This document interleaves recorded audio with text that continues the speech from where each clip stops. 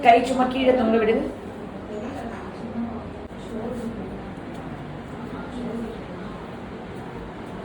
அப்படியே அப்படியே அங்கேயே நில்லுங்க, அப்படியே நில்லுங்க.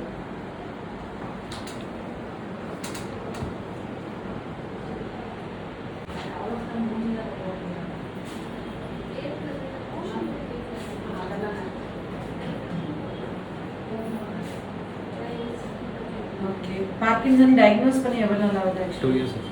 2 years ஆச்சு. 2 years இந்த ட்ரெம்ப்லிங் வந்து கூடி இருக்கா? ஃபர்ஸ்ட் ஆமா கூடி இருக்கு மேடம். ஃபர்ஸ்ட் வந்து வெறும் இந்த விரல் மட்டும் இருந்துச்சு. ஓகேங்க. அப்புறம் வந்து ஃபர்ஸ்ட் இந்த 2 ஃபில் ரோலிங் இந்த லெவல் வந்துச்சு. சரிங்க. அதுக்கப்புறம் இப்போதான் பார்த்தா கொஞ்சம் இப்படி வந்து கை ஃபுல்லா கை மட்டும் தான் இருக்கு, கால் நடுவுல உட்கார்ந்து எந்திரிக்கிறது நடக்கல, எந்த டிஸ்டர்பன்ஸும் இல்லை. மறைமுகமாக அவரை பார்த்தோன்னா அவரோட யூசேஜ் வந்து லெஃப்ட் ஹேண்ட் அதிகமாக யூஸ் பண்ணுறாரு, ரைட் ஹேண்ட் யூஸ் பண்ண மாட்டேங்கிறாரு, லெஃப்ட் ஹேண்ட் டாமினன்ட்டாக யூஸ் பண்ணிக்கிறாரு. நம்ம வந்து வாக் பண்ணும்போது நம்ம கை வீசி நடப்பாங்க, ரைட் ஹேண்டு கொஞ்சம் கம்மியாக யூஸ் பண்ணுறாரு. இந்த கை இப்படி போகுது. ஓகே. இந்த நம்ம ஹி வில் பி மூவ்மெண்ட் எல்லாமே நார்மல் ஆகிடும். மூமெண்ட்ஸ் வந்து ஜென்ரலாகவே மூமெண்ட்ஸ் இந்த கை நடுக்கத்தை சரி பண்ண, இந்த ட்ரெம்ப்ளிங் ஆஃப் ஹேண்ட்ஸை குறைக்கிறதுக்குனே ஸ்பெசிஃபிக்காக ட்ரீட்மெண்ட் தரேன், பிரெயினுக்கு நர்வுக்குன்னு. அப்போ அது வந்து அவங்களோட கை மூவ்மெண்ட்டை ஆட்டோமேட்டிக்காக ரிவர்ஸ் பண்ணும். இப்போ அந்த கையை ஆடாமல் கண்ட்ரோல் பண்ணுறத நான் ரொம்ப சிம்பிளாக மருந்தில் அதை ஆட்டாமல் பண்ணுறேன், அவ்வளோதான். வணக்கம், நான் உங்க டாக்டர் ஆஷா லெனின் பேசுறேன். நான் பார்க்கின்சன்ஸ்க்கு நிறைய வீடியோஸ் போட்டிருக்கேன், அவேர்னஸ் போட்டிருக்கேன். இந்த மாதிரி நடுக்கிறதுக்கு ஹோமியோல எவ்வளோ அழகா மருந்து கொடுக்குறோம், அதுக்கு எப்படி மருந்து கொடுக்குறோம், அது எவ்வளோ அழகா கியூர் ஆகுது. நான் 2007 ட்ரீட் பண்ணிட்டு 2017 2027 அப்படி நீங்க இருப்பீங்க அப்படின்னு சொல்லி பல பேர் இன்னமும் என்னோட கிளினிக்ல ஃபாலோ பண்ணிட்டு இருக்கேன். இப்ப இதுக்கு உள்ளார மருந்தே இல்லைன்றாங்க. என்னோட தாய் மாம் அத்தை ஹஸ்பண்ட் அவங்க என்னன்னா ஒரு 30 வருஷத்துக்கு முன்னாடி 35 வருஷத்துக்கு முன்னாடி அவருக்கு 18 வயசு இருக்கும்போது மொட்டை கிணறுக்குள்ள கீழே விழுந்துட்டாராம். தண்ணி இல்லாத கிணறு வெட்டிட்டு இருக்கும் போது அவர் எட்டி பார்க்கும்போது கால் ஸ்லிப்பாய் விழுந்து மண்டை இப்படி அடிச்சு விழுந்து கொஞ்ச நேரம் மயக்கமா இருந்து அப்புறம் எந்திரிச்சு வந்திருக்காங்க. சோ இந்த ஹெட் இன்ஜுரி ரொம்ப லாங் பேக் தலையில அடிபட்டவங்களுக்கு பின்னால ரொம்ப லாங் இயர்ஸ் கழிச்சு பார்க்கின்சன் வருமோன்னு எனக்கு ஒரு சந்தேகத்துல. ஏன்னா பார்க்கின்சனுக்கு காரணம் தெரியாது ஜெனட்டிக் இவ்வளவுதான் சொல்றாங்களோ இல்லையா. எனக்கு எப்பவுமே காசு கண்டுபிடிக்கணும், காரணம் தெரியணும் எனக்கு. எதுக்கப்புறம் வந்துச்சு, நான் எப்படி ட்ரீட் பண்றேன், ஏன் வந்துச்சு, எதனால வந்துச்சு, எதுக்கப்புறம். ஸோ நான் என்ன பண்ணிட்டேன்னா இந்த மாதிரி ஹெட் இன்ஜுரியான்னு பார்க்கும்போது நான் ட்ரீட் பண்ற பார்க்கின்சன்ல 100ல் 99 பேருக்கு past history of strong head injury இருக்கு. இப்ப நீங்களும் சொல்றீங்க தலையில அடிபட்டது. ஒருத்தவங்க தென்னை மரத்துல இருந்து விழுந்தாங்க, ஒருத்தவங்க மாங்காய் பறிக்க போகும்போது 12 வயசுல 11 வயசுல விழுந்தாங்க, ஒருத்தவங்க பனை மரத்துல இருந்து விழுந்தாங்க. ஸோ எனியோ மரத்துல இருந்து இப்ப எங்க மாமா வந்து கிணத்துல விழுந்தது எங்க அக்கா சொல்லி தான் தெரியும். நான் திருப்பி ஹெட் இன்ஜுரி ஆயிருக்கான்னு கேட்கும் போதெல்லாம் அந்த அக்கா வந்து இல்ல அப்படின்னு சொல்லிட்டே இருந்தாங்க. நான் நல்லா யோசிங்க எப்பயா சொல்லியிருப்பாங்களா, அப்ப அங்கிள்கிட்ட கேளுங்க எப்படி. அப்ப இப்ப அதனால அவரை சேவ் பண்ண முடியுது. கம்ப்ளீட்டா பெட்னா இருந்தவங்க ஓரளவுக்கு நடக்க வைக்க முடியுது. பார்க்கின்சன் இருக்கவங்க ரொம்ப எமோஷனலா இருப்பாங்க, அவங்க வந்து எதுக்குத்தாலும் டக்குன்னு அழுதுருவாங்க, அவங்களால தாங்க முடியாது, காலை ஆட்டிட்டே இருப்பாங்க. இது பேர் ஃபிட்ஜிட்டி லெக்ஸ். ரொம்ப நாள் முன்னாடி பார்க்கின்சன் வர்றதுக்கு பல வருஷத்துக்கு முன்னாடி நம்ம அவங்களுக்கு கால் சிம்டம் பார்ப்போம், இப்படி கால் ஆட்டிட்டே இருப்பாங்க, ஒரு ஹேபிட் மாதிரி, மேனரிசம் மாதிரி. நீங்க ஆட்டுவீங்களா? எவ்வளவு வருஷமா ஆடிட்டு இருந்தீங்க? எனக்கு தெரிஞ்சு விவரம் தெரிஞ்சதுல இருந்து கால் ஆடிட்டே இருந்தீங்க. காலாட்டுற எல்லாருக்கும் பார்க்கின்சன் வருமானு எனக்கு தெரியல, அது இனிமே ஆய்வுகள் பண்ணணும். பட் நான் கேஸ் எடுத்ததுல, நான் சிம்டம் பார்த்ததுல ஃபிட்ஜிட்டி லெக்ஸ் பாக்குறேன், கால் இப்படி ஆட்டிட்டே இருக்கிறது. ஸோ இந்த மாதிரி கால் ஆட்டிட்டே இருக்கவங்களுக்கு அதுக்கப்புறம் வந்து இது வந்து வாலண்டரியா அவங்களே பண்ணுவாங்க. பெரியவங்க கால் ஆட்டாத என்ன பழக்கம், ஆட்டாத சொல்லுவாங்க. பட் அவங்களால ஆட்டாம இருக்கவே முடியாது. சிலர் தூங்கும் போது கூட ஆட்டிட்டே இருப்பாங்க. சிலர் வந்துட்டு அந்த அதுக்கப்புறம் என்ன ஆகும்னா அவங்களுக்கு கொஞ்சம் கொஞ்சமா வந்துட்டு அவங்களோட பிரெயின்ல இருக்கிற நர்வ்ஸ் இதாக ரொம்ப மறக்கும். எவ்வளவு தூரம் மறக்கும்னா, இப்ப நான் உனக்கு பேசிக்கிறத மறந்துருப்பாங்க, நம்ம யாருன்னு மறப்பாங்க, உன்னை இப்பதான் ஃபர்ஸ்ட் டைம் பாக்குறதான்னு ரொம்ப ஆப்சன்ஸ் ஆஃப் மைண்ட். ஃபர்ஸ்ட் அவங்க யோசிக்கிறது சாவி வச்சுட்டு எங்க வச்சிட்டோம் தேடுறது, ஏதாவது ஒன்று எடுக்க வந்துட்டு என்ன எடுக்க வரணும்னு போறது. ஒரு ஆப்சன்ஸ் ஆஃப் மைண்ட் வந்து மைல்டில் ஆரம்பிச்சு சிவியர் ஆகலாம் பார்க்கின்சன் பேஷண்ட்க்கு. அதுக்கப்புறம் வந்துட்டு இவங்களுக்கு வந்து இன்னொரு முக்கியமான விஷயம் வந்துட்டு கிராஜுவலாக வந்து அவங்களுக்கு ஒரு பய உணர்வு, ஒரு பதட்ட உணர்வு.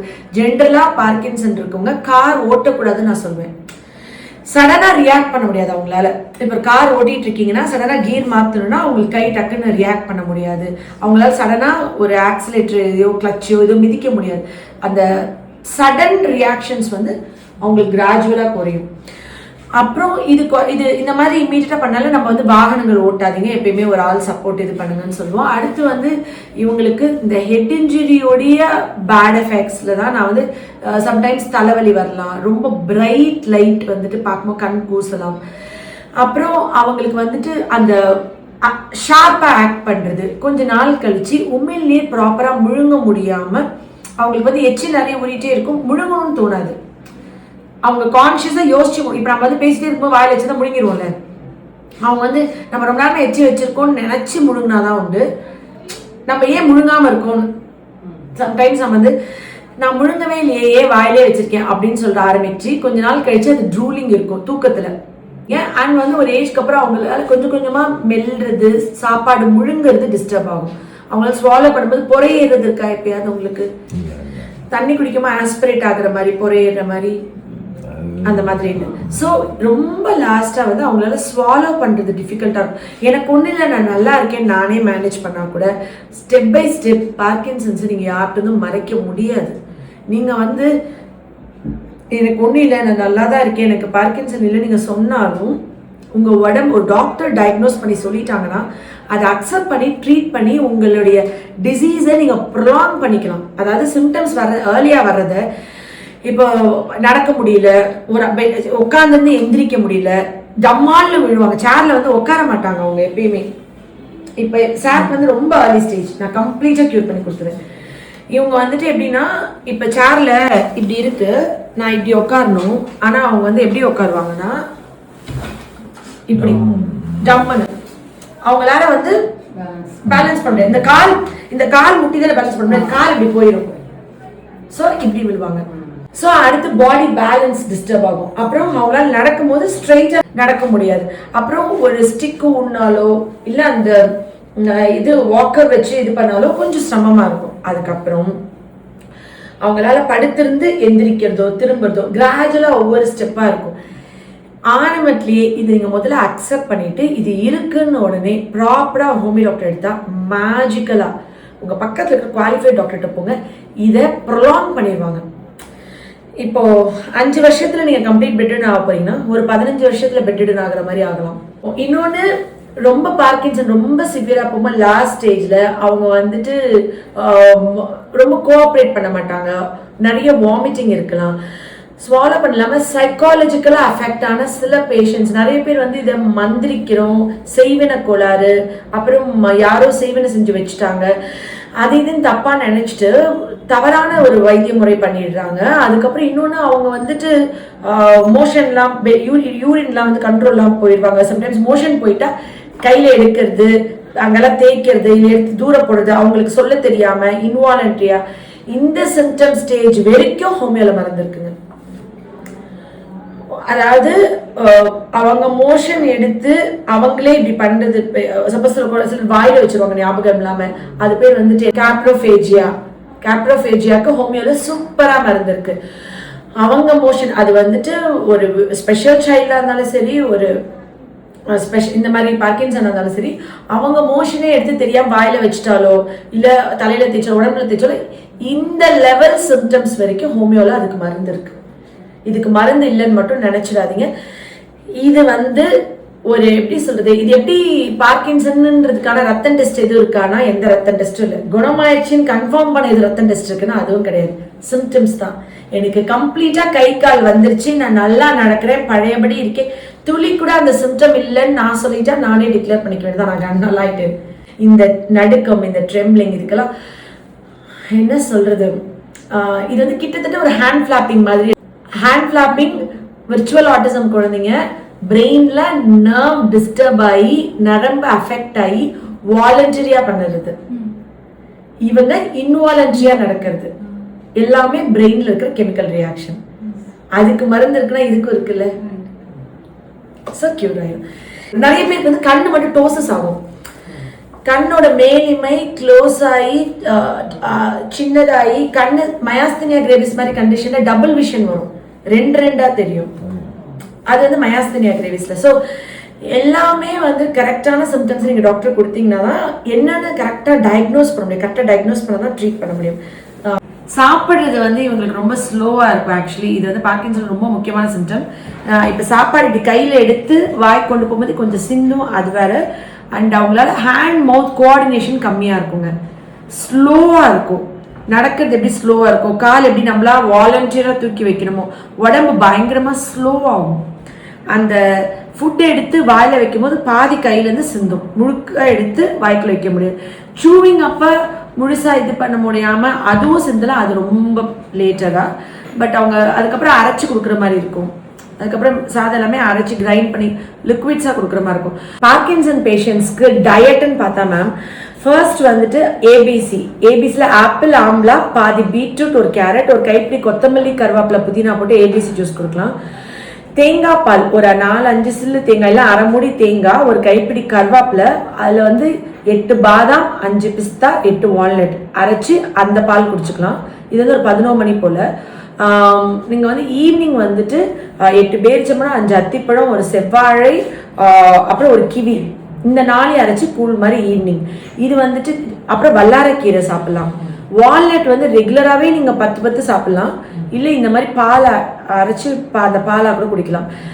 இந்த பாதாம், வால்நட், பிஸ்தா இந்த 3 நைட்டே ஊற வச்சுட்டு நெக்ஸ்ட் டே மார்னிங் அரைச்சி பாலில் கலந்து குடிக்கலாம். இது வந்து பார்க்கின்சன்ஸ்க்கு ஜெனரலாக ரொம்ப நரிஷ்டாக எடுக்கல. கீரை, காய்கறிகள், பழங்கள் எல்லாமே சாப்பிடலாம். பட் எக்ஸ்ட்ராவாக நீங்கள் ட்ரிங்காக கொடுக்கணும்னா ஒரு நாளைக்கு இந்த 3 ட்ரிங்க் கண்டிப்பாக கொடுக்கலாம். இது வந்து ரொம்ப சப்போர்ட் பண்ணும்.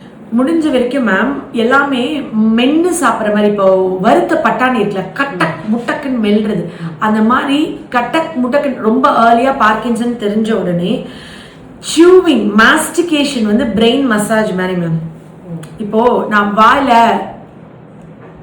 அப்படி கடிக்கும் போது இப்போ என் கையை அமுக்கி விடுற மாதிரி என் மூளைக்கு அது மசாஜ். என் மூளை ஆக்டிவா இருக்கணும். நொறுங்க தின்றால் 100 வயசுன்னு ஏன் சொல்றாங்கன்னா, நம்ம வந்து சாப்பாடை நல்லா சூ பண்ணிடுவோம். ஸோ டைஜஷன் நல்லா இருக்கும், ஸோ செரிமானம் நல்லா இருக்கும், ஸோ அப்சார்ப்ஷன் நல்லா இருக்கும் நான் நினைச்சிட்டு இருந்தேன். நொறுங்க தின்னால் 100 வயசு. ஏன்னா வயிற்றுக்குள்ள ஒரு மிக்சி கிடையாது, வயிற்றுக்குள்ள ஒரு கிரைண்டர் கிடையாது. இதுதான் வந்து கிரைண்ட் பண்ற சப்ஜெக்ட். ஸோ ஃபுட்டை நல்லா சூ பண்ணி சாப்பிடணும். வேகமா சாப்பிடுவாங்க சிலர். இப்போ நான் 2 இட்லி சாப்பிட்டு முடிக்கிறதுக்குள்ள 4 இட்லி சாப்பிட்டு முடிச்சிருவாங்க. லென்ஸ் எல்லாம் ஃபாஸ்ட்டாக சாப்பிடுவாங்க. நான் அப்போ நொறுங்க தின்றால் 100 வயசு, நொறுங்க தின்றால் 100 வயசு. ஸோ இது சாப்பிட்டா நல்லா சூ ஆயிடும். நம்ம வாயில் இருக்க உமிழ்நீரோட அந்த ஃபுட்டு நல்லா மிக்ஸ் ஆகுறதுனால லைசோசைம்னு ஒரு என்சைம் இருக்கு, பாதி அப்சார்ப்ஷன் இங்கே நடந்துருது. ஸோ எல்லாமே டைஜஷன் இங்கே நடந்துருது. வயிற்றுக்கு போனே மீதி டைஜஷன் நடக்குது. ஸோ லிவருக்கு லோட் ஃபுல்லாக போகாது, பேன்க்ரியாஸ்க்கு ஃபுல் லோட் போகாது. பார்ட்டாக பிரித்து ப்ராப்பராக அது வந்து பெருங்குடல், சிறுங்குடல் வரைக்கும் அந்த அப்சார்ப்ஷன் ப்ராசஸ் ப்ராப்பராக போகுதுன்னு நினச்சிட்டு இருந்தேன். Until I found out that நொறுங்க தின்றால் இந்த பிரெயினுக்கு வந்து எப்படி வயிற்றுக்கும், வயிறு வந்து செகண்ட் பிரெயின் மேம், மூளைக்கும் வயிறுக்கும் டைரக்ட் கனெக்ஷன் இருக்கான். இது ரொம்ப நாள் ஆராய்ச்சிகள் படிச்சதுக்கப்புறம் நான் தெரிஞ்சுக்கிட்டேன். என்னன்னா, இப்போ ஒரு பரீட்சைக்கு போறோம்னா வயிற்ற கலக்கி மோஷன் போகுதுல, ஸோ பிரெயின் இந்த பிரெயினுக்கு கமெண்ட் கொடுக்குது. ஒரு வீட்டில் ஒரு டெத் ஆயிடுச்சு, ஒரு மன கஷ்டம், பசிக்கவே மாட்டேங்குதுல, அப்போ இந்த பிரெயினை கண்ட்ரோல் பண்ணுது. ஒரு நாத்த கேஸாக போகுது, ஒரு குட் ப்ரோபயோட்டிக்கா இல்லை, அவங்க வந்து அவர் விர்ச்சுவல் ஆட்டிசம் சைல்டு, அவங்களுக்கு இந்த பிரெயின் நல்லா இல்லை. ஸோ இந்த பிரெயின் அவங்க ஒழுங்கா புத்தியா இல்லை, மூளை இல்லை, சிந்திக்க தெரில. ஸோ கட் வந்து இதை கண்ட்ரோல் பண்ணுது. ஸோ இந்த cut good bacteria, probiotics, prebiotics ரொம்ப முக்கியம். அப்போ பார்க்கின்சன் இருக்க பேஷண்ட்ஸ்க்கு ஸோ கட்டை வந்து சரி பண்ணுறதும் பார்க்கின்சனுக்கு ரொம்ப முக்கியம். அப்போ எல்லா பார்க்கின்சன் பேஷண்ட்டும் ப்ரீபயோட்டிக்ஸ், ப்ரோபயோட்டிக்ஸ் எடுக்கணும். என்ன ப்ரீபயோட்டிக் ப்ரோபயோட்டிக்னா, ஏற்கனவே வயிற்றுக்குள்ள இருக்கிற கிருமிகளுக்கு வெளியிலேருந்து நரிஷ்மெண்ட் கொடுக்கறது ஒன்று, இன்னொன்று அது வந்து ப்ரீபயோட்டிக். ப்ரோபயோட்டிக்னா நல்ல கிருமிகளை வெளியேந்தே உள்ள அனுப்புறது. ஃபார் எக்ஸாம்பிள் தயிர், ஊறுகாய், அது வந்து குட் பாக்டீரியாஸை வயிற்றுக்கு அனுப்புறது. ஸோ இந்த ப்ரீபயோட்டிக்ன்றது வயிற்றுக்குள்ள இருக்கிற பாக்டீரியாஸ், குட் பாக்டீரியாஸ் வளர்றதுக்கு ஏதுவான உணவுகள் அனுப்புறது. இது ரெண்டுமே பண்ணணும். அப்ப பார்க்கின்சன் பேஷண்ட் வந்து கண்டிப்பா ப்ராப்பரான என்ன பண்ணணும், உணவுக்கு நல்ல தயிர், அதாவது பழைய சாதம் உலகத்திலே பெஸ்ட் ஃபுட். ஸோ ரெகுலர் நைட்டே பழைய சாதத்துல கொஞ்சம் தயிர் விட்டு வச்சுட்டு வெறும் அந்த வடிச்சு அந்த அந்த பழைய தண்ணியை மட்டும் அடுத்த நாள் குடிச்சா கூட போதும். சின்ன வெங்காயம், ஸோ அவங்க இம்யூன் சிஸ்டமும் அதில் கூடும். ஸோ இந்த நொறுங்க சாப்பிடும் போது இந்த பிரெயினுக்கு அது வந்து மசாஜ் அப்படின்றது ரொம்ப லேட்டாக நான் தெரிஞ்சுக்கிட்டேன். அந்த காலத்தில் வீட்டில் ஸ்நாக்ஸே வருத்தப்பட்டாங்க. முட்டக்குன்னு அந்த குழந்தைங்க அது கடிக்கணும். உப்பு கடலை இருக்கு, வருத்தப்பட்டாங்க. வயசானவங்க முதற்கொண்டு பொரி சாப்பிட்ற பழக்கம் இருக்கு, எடுத்து வாயில வைக்கிறது, ஹேண்ட் மவுத் கோஆர்டினேஷனுக்கு. இது 5 வயசு குழந்தைங்களுக்கு எவ்வளவு முக்கியமோ அதே மாதிரி பார்க்கின்சன் வந்து 50 வயசு ஆட்களுக்கு இது முக்கியம். ஸோ ரெகுலரா இவரை வருத்தப்பட்டாணி கடிக்க வச்சிங்கன்னா பிரெயினுக்கு, இப்போ நம்ம கை கால் அமுக்கி விடுறோங்க, டயர்டா இருக்கு, மசில் ரிலாக்ஸ் பண்றோம், பாடி மசாஜ் பண்றோம். ஆனா உள்ள மண்டை ஓட்டுக்குள்ள இருக்க சாஃப்டான பிரெயின் எப்படி மசாஜ் பண்றது? வாயில வச்சு கடிக்கணும். கடிச்சா கடிச்சோன்னா இங்க வந்து மசாஜ், அது அவங்க பிரெயினுக்கு சர்க்குலேஷனை இம்ப்ரூவ் பண்ணுது. இது வந்துட்டு நிறைய ஆய்வுகள் இதை பத்தி இனிமே வரும்.